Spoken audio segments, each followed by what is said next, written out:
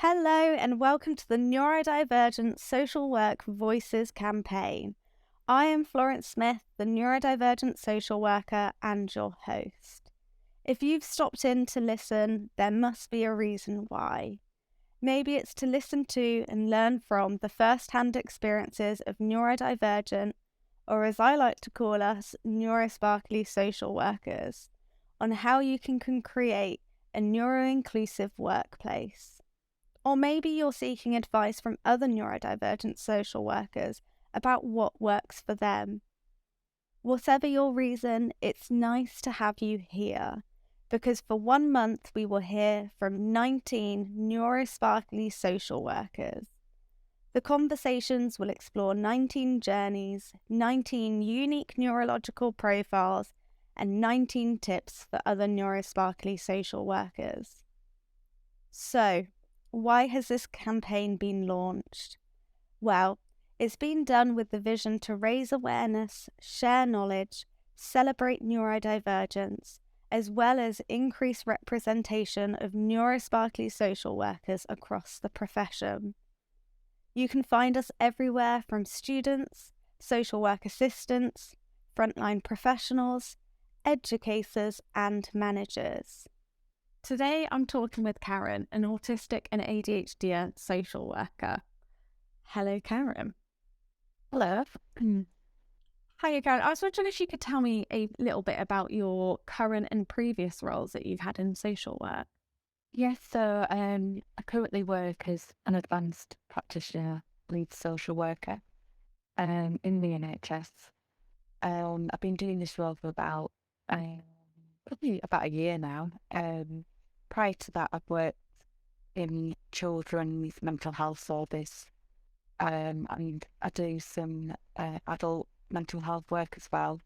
Prior to that, I worked in the local authority. I worked with children in care. Yeah. Um, I'm obviously got years on me, so I've got quite a lot of work experience. But I never really knew what I wanted to do, so I'm quite a late comer to social work. So I started studying at university when I was 30. Uh, so I've got about 10 years experience so far. And in such a range of kind of sectors as well, in thinking like NHS, but also statutory, and also working with adults and children's too. Yeah, I definitely enjoy it, and I actually really enjoy my job at the moment because I'm really passionate about developing people and sort of modelling how we can work with people, with families, with children, and being sensitive, to the needs of them and identifying things like the neurodivergent diagnoses that might be there that maybe are not as obvious as people might think. Yeah. Oh, that's amazing. So kind of be using your lived experience as well to help children and families. Yeah, absolutely. I think it's key. I was reading something the other day about how someone maybe with autism might feel the pain of others that they're working with. It's in the Guardian. Um, and when I read it, I just thought, wow, this is how I am. Yeah.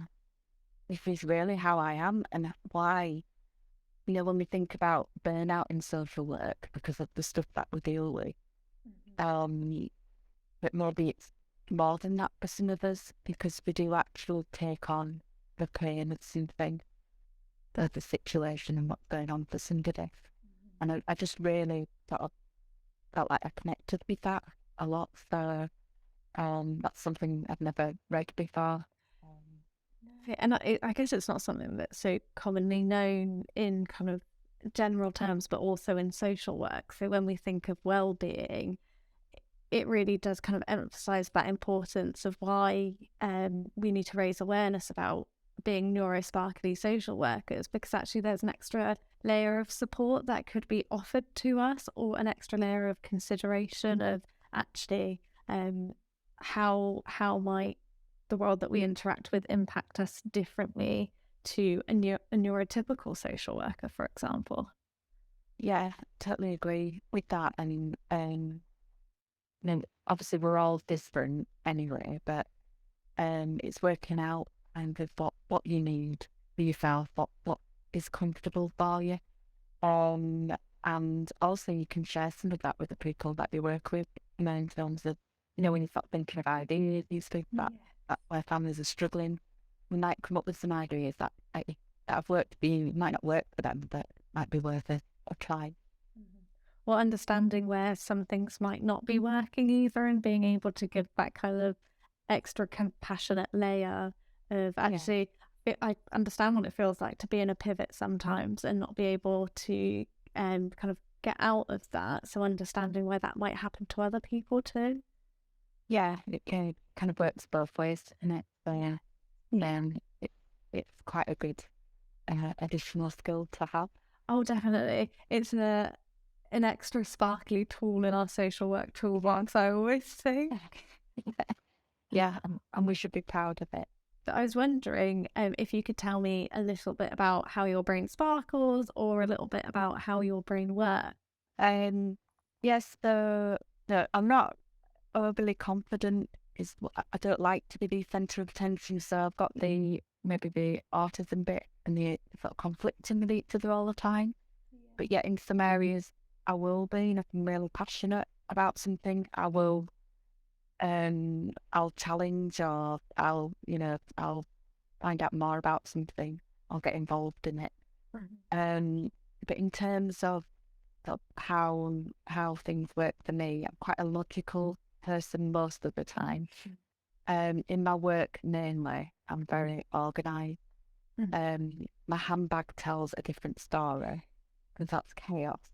And there's got to be some chaos somewhere. We can't always be organised. It does show in places, doesn't it? It does, yeah. So at times I can probably be a bit of a fraud, really, 'cause I'm so particular about details on stuff. So if anything's on a Word document, I like it in boxes. Yeah. I like boxes. Nice to have boxes.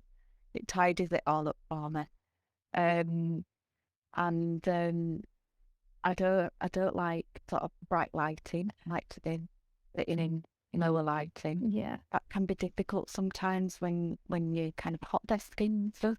Yeah. Because you haven't got your seat, and you've got to kind of rely on goodwill of people that you're working with, that you can switch the light off. The darker the better for me. Yeah. I notice for myself I've got to recharge as well. For if I've been particularly busy, I don't tend to go and sit with people for lunch. I'll go and sit in my car on my own and eat. That's it. That's like me recharging. Yeah. Okay. And that's it. And when you do see kind of lots of people as well, be it on visits, be it seeing other professionals, seeing colleagues, it's sometimes also hard to go out and see friends or family in the evening, isn't it? And sometimes if I've had a busy week, I'm not sure if it's the same for you, but needing that weekend as a space to recharge and actually just to rest. Bring it all back down, because I think the whole thing is like with masking and stuff, I've become an expert in it, and I think I do it really well. I get good feedback from people, but it's exhausting, putting that much effort into everything to try and fit in with everything around you. So I do know that I need to take time to make sure that I recharge those batteries again. I think it's really important to do that. Definitely, especially in kind of social work, where you do need to be organised all of the time. You do have to be on top of what you're doing, and to kind of keep that up, where maybe one might have difficulties with executive functioning, and being organised and having to do that every single day, and not be able to kind of like slip up or demask. It is really tiring, and it, like we were talking about earlier with burnout, it is one of those kind of the straw that breaks the camel's back at times, isn't it? It is. It can all get too much, and I call myself, I'm I am annoyingly organised, and I drive myself crazy with it because I'm so far ahead of stuff that I forget that I've done it, and then I redo it again because I've forgotten that I've done it, and then I go and sing, "Oh, you've done it already." Yeah, some of the other things that I struggle with is noise. I find noises really difficult. I find that, like, I can go to, like, say, a club and I'm fine with that noise. But if I'm in an office and someone's got their teams playing really loud and loud, no earphones in, that it just really kind of grates into me. I really struggle with it. Gets overwhelming. Yeah, and I can feel a build up inside of me. So that's why I usually put on my own music so that I'll put earplugs in. If, I've got some earplugs as well, which are really good. So could you tell me a little bit about your experience of social work? So this could be ranging from social work studies to your experiences of recruitment, onboarding or practice. So one of the challenges for me was that I'm a late. I've been diagnosed late, so I've been diagnosed in the last year. So everything's always been really difficult because I didn't know what I didn't know. So and the fact is that it was when my children were diagnosed is when I started to question it for myself. So things like going to university, there were times when I thought, I can't do this. Doing, I went on a residential to do this presentation and I was just in tears about it. It was just really anxiety provoking was the fact of standing up in front of people and being able to be, because I've got much better at it, but to be able just to talk without having the words to read off, just to free flow something. And then I struggled again because part of the social work degree we had to do like a debate in front of everybody with microphones. And I knew what the topic was, so the way that I managed that was that I just rehearsed something that I'd read, and I thought, I don't care where I'm saying it, and that's what I'm saying. And whether it fit in with whatever was being spoken about, that's what I was saying. And that's what I did, because I knew I could say something to pass it. So and it's difficult when kind of in the education system and even in higher education, like everyone is assessed in the same way and it is also standardized, and actually assessing our abilities or capabilities in the same way as someone who is neurotypical, it doesn't always give that equal footing, does it? Because even if we were given extra time to prepare, it doesn't mean that actually we might know when we can interject into a conversation, or we don't know when someone's actually finished talking, or we might find it very overwhelming to have people's eyes on us, or is the setting that the debate's happening in the right context? Not feeling very natural either, obviously, doing that kind of situation. For while but then when I'd gone placements, I absolutely loved it because I just loved it. It felt natural, just working with people, and that's where my skills are. I mean, since then, obviously, I'm working what I'm doing now, but I do try and put myself out there. So I've done training for a lot of social workers in the local authority. I do go to university and I do some lectures sometimes. I feel so sick doing it. And I've actually asked for a microphone next time because my voice is too quiet. And I can't project. I remember a tutor saying to me, that the more you do presentations, the more, you'll feel comfortable with them. I can honestly say, after all the presentations I've done, I've never felt comfortable doing any of them. But I will put myself out there still. It takes off PCF 9. And so is it. And is there anything that you do to kind of support yourself when you're doing presentations and finding it difficult? Yeah, so I've always got a pen in my hand that I click. Nice little stim. Yeah. So because I'd be always pulling through my hair, which I don't really want to be doing that like most people. Or I'm always moving my legs around. So I always carry a pen. I was wondering if we could also kind of briefly discuss how, because you mentioned that you've been diagnosed in the last year, if we could explore if you've disclosed to your employer and what that process might have been like. Yeah. So my employer knew that I was going for the assessment. So to be honest, it was always something that was mentioned to me, and then other people would say, "No, you're not." So I was kind of like not sure really. So when I got the diagnosis, I don't think it was a shock to Yeah. like. When I do tell some people now, so not everybody knows.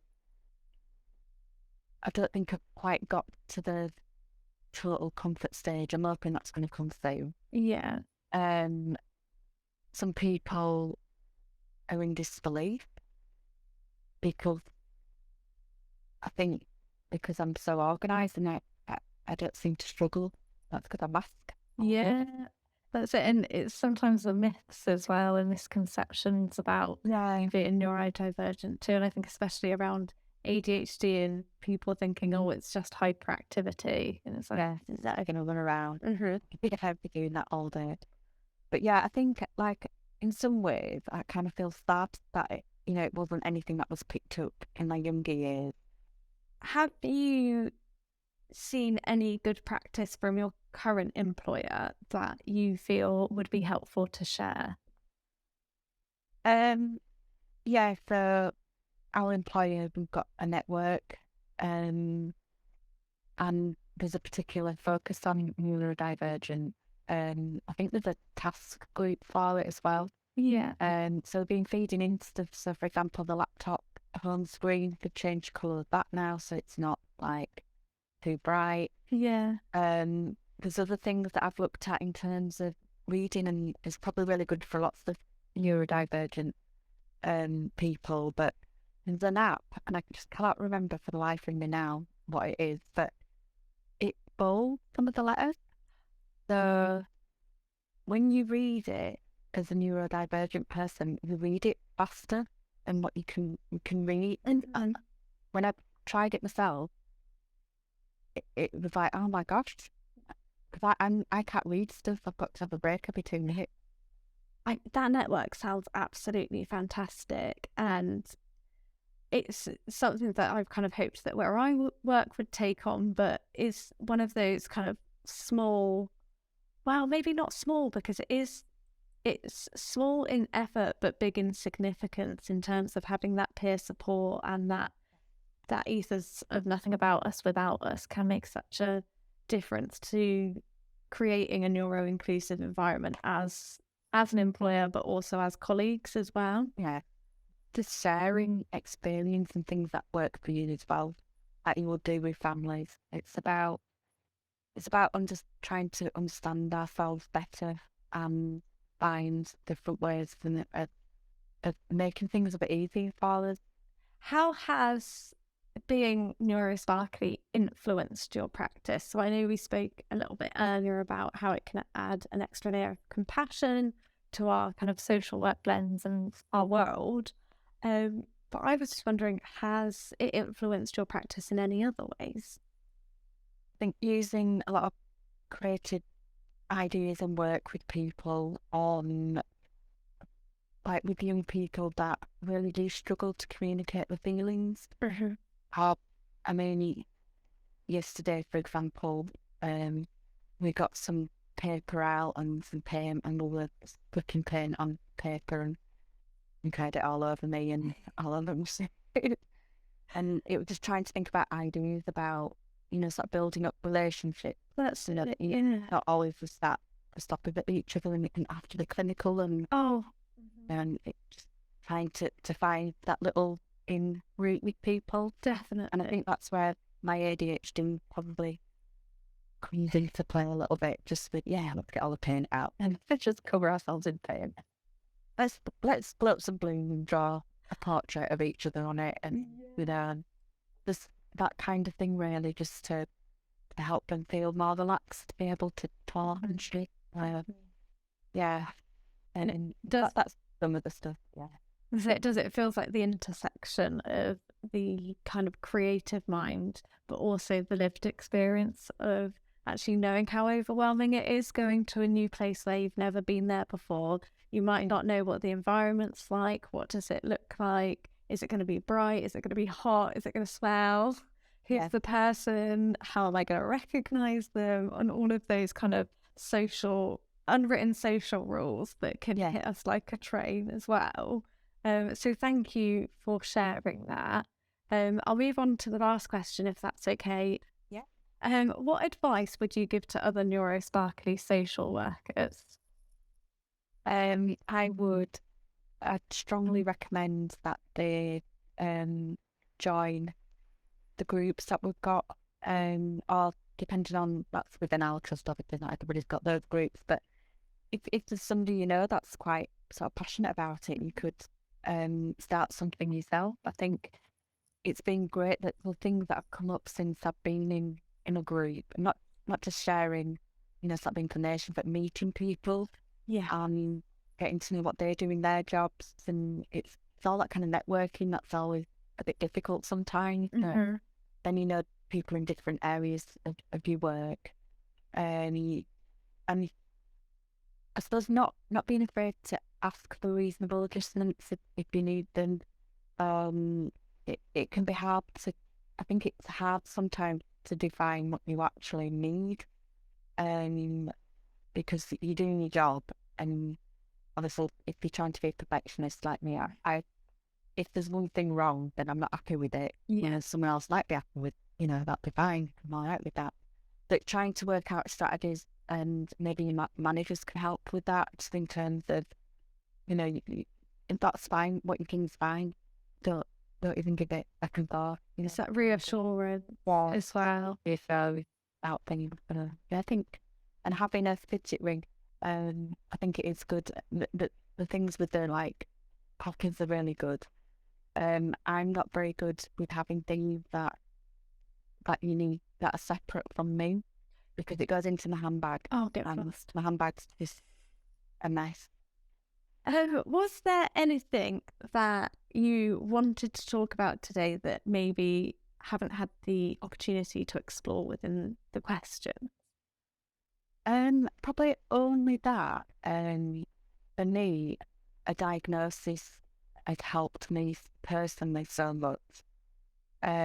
Because when I got the diagnosis, I just felt really relieved. Yeah.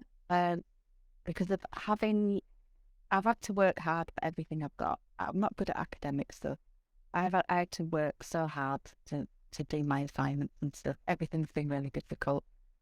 So to get a diagnosis, I feel like, that, because I know some people might think, you don't need to label yourself. Yeah.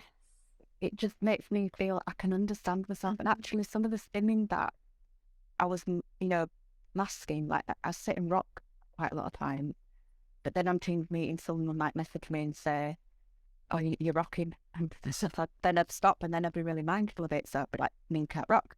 Yeah. But now I'm not bothered. So if I need to rock, because I feel like I can now, because I know why I do that.